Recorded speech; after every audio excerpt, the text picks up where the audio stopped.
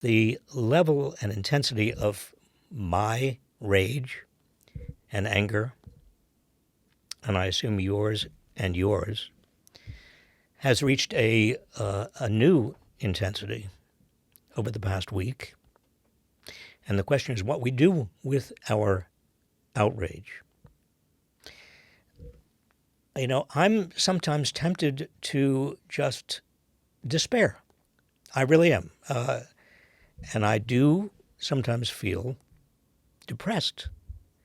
And I understand it if you are feeling the same way. And because you feel powerless. You feel, we're watching a terrible, terrible, terrible movie, but it's real. And that sense of powerlessness easily slides into hopelessness. But as Heather was saying, Martin Luther King Jr., whose birthday we celebrate Monday, did not allow himself to fall into hopelessness. One of my favorite quotes that he wrote in letters from the Birmingham jail in 1963, "Injustice anywhere is a threat to justice everywhere.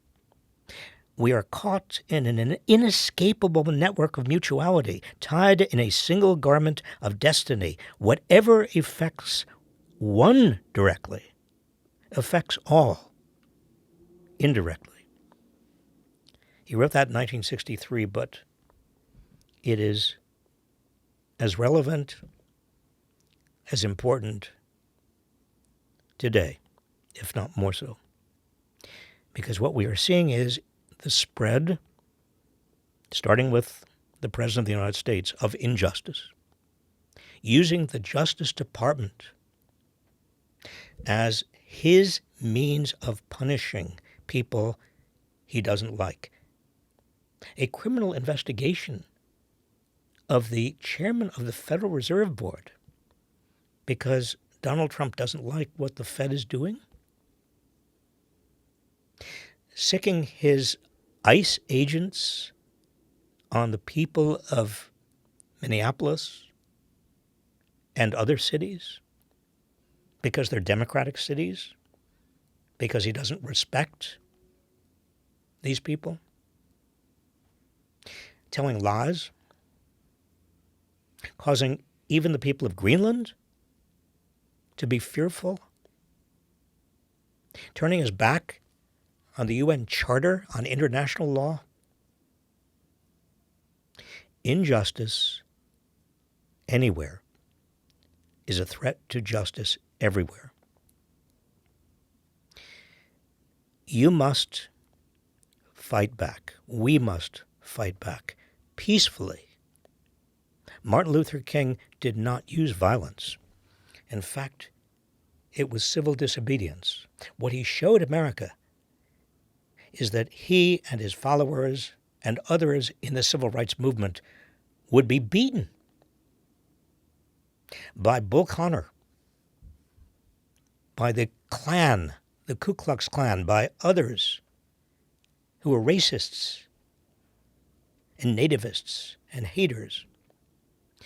But they would not fight back because they knew that fighting back would only exacerbate and create more violence. They also knew that showing America the face of racism, the face of bigotry directly would ignite America against that racism, against that bigotry. Well, it is time again for civil disobedience across this land, an upheaval that will enable Americans to know, all Americans, not just those who agree with us, not just progressives and Democrats, but also independents and Republicans and even MAGA followers, enable all of us to see what we are up against and rebuke it and reject it and understand that we are better than all of that.